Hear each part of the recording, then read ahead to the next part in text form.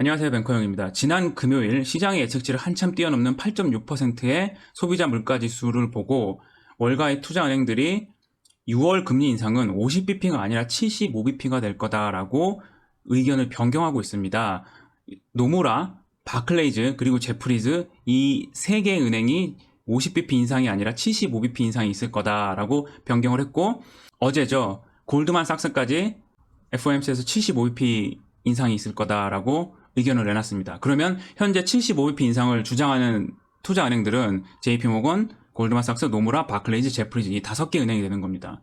이 정도 되면은 시장의 3분의 1, 최소한 3분의 1은 75bp 인상을 보고 있다.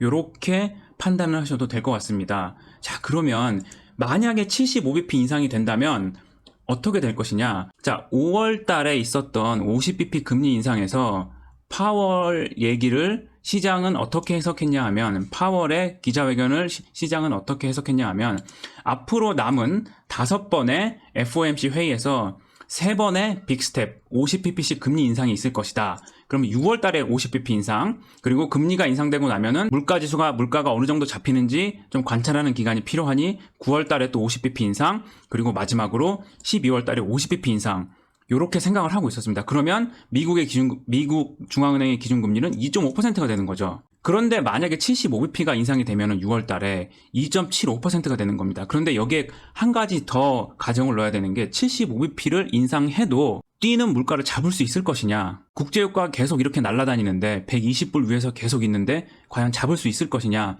여기에 대해서 또 투자자들이 바빠지기 시작한 겁니다. 자, 4월에 8.3%였다가 5월 CPI가 8.6%로 0.3%가 올랐는데, 제가 지난 영상에서 말씀드렸던 것처럼 국제유가가 배럴당 10불 오르면 다른 게 일정하다는 가정하에는 CPI가 0.3%가 오릅니다. 이번 달에도 6월 달에도 벌써 시작과 6월 1일부터 지금까지의 유가 흐름을 보면 지금 벌써 배럴당 3불에서 4불까지는 올라와 있는 상황입니다. 그러면 7월 달에 발표되는 6월의 CPI는 8.6이 아니라 8.7 또는 8.8이 될 수도 있다. 알리안츠의 엘 에리언이 얘기하는 9%까지도 볼 수 있다. 이거는 지금 유가 상승세가 지속된다면 9%대의 CPI가 볼 수도 있다. 그렇게 얘기를 하는 거고, 그렇다면 9월 달에도 50bp가 아니라 75bp가 될 수도 있다. 이런 얘기가 나오고 있는 겁니다. 6월 달에만 75bp가 인상된다고 가정을 해도 미국의 연말 금리는 2.75%가 됩니다. 그러면 그때 한국 금리는 어떻게 될 것이냐? 한국 금리랑 미국 금리를 비교해 보면 역사적으로 한국 금리가 미국 금리보다 낮았던 적이 2000년 이후로 3번 있었는데 그 폭이 75bp를 넘지 않았습니다. 그러면 미국이 2.75%일 때 우리나라는 최소 2.0 혹은 2.25까지는 금리가 올라가야 된다. 자, 그러면 우리가 간단하게 계산해 볼 수가 있습니다. 한미 금리 차가 50bp에서 75bp 정도 난다고 가정을 했을 때 미국 금리가 연말에 2.75%가 되면 한국 금리는 최소 2에서 2.25%까지는 올라가야 됩니다. 우리나라가 지난 5월 달에 금리 인상을 해서 1.75%가 되었죠.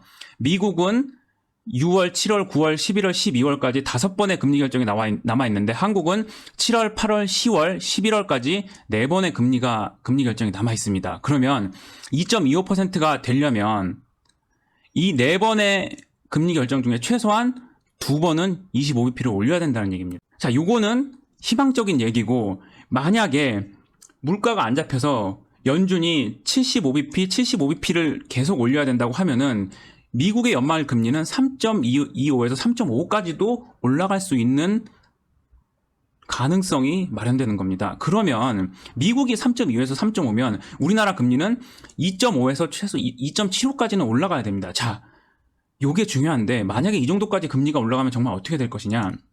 자, 현재 주택담보대출 고정금리가 4.33에서 6.88까지 올라와 있습니다. 이게 한국은행 기준금리가 1.75%일 때 4.33에서 6.88인데 만약에 2.75%까지 올라가면 주택담보대출 고정금리가 5.33에서 7.88, 거의 8%까지도 육박할 수 있다. 자, 한미 금리 역전.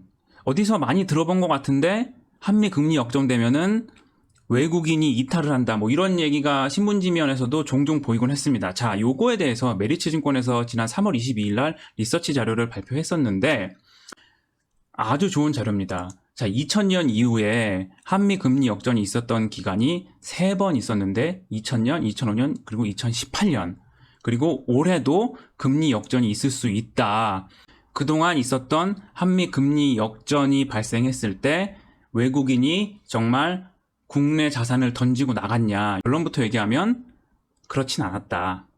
여러분들 만약에 미국의 금리가 한국보다 높아지게 됐을 때 장단기 미국과 한국의 금리 차이에 인해서 자본 유출 이런 게 신문지상에 도배되면 과거의 경험으로 봤을 때는 그렇지 않을 거다라고 생각을 하셔도 될 것 같습니다.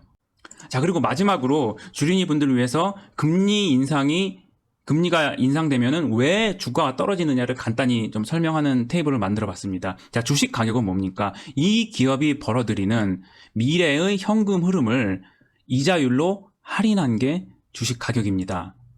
자, A라는 기업이 있을 때 이 기업이 100이라는 돈을 벌어들이면 이 기업의 가치, 주식 가격은 어떻게 결정되느냐? 100을 그냥 0.02가 이자율입니다. 이자율로 나누면 되는 겁니다. 그러면 이 기업이 매년 벌어들이는 100의 현가는 5천이 되는 겁니다. 100을 0.01로 나누면 5천이 되고요. 근데 만약에 금리가 2배를 떼서 0.04가 됐다. 그러면 100의 현가는 2,500이 되는 겁니다. 금리가 2배가 뛰면 기업 가치는 절반이 되는 겁니다. 왜? 할인율이 올라가니까. 자, 0.08이 되면 어떻게 되느냐? 1250, 5,000 대비 4분의 1 토막이 나는 겁니다. 주식 가격이 왜 이렇게 급하게 조정을 받았냐?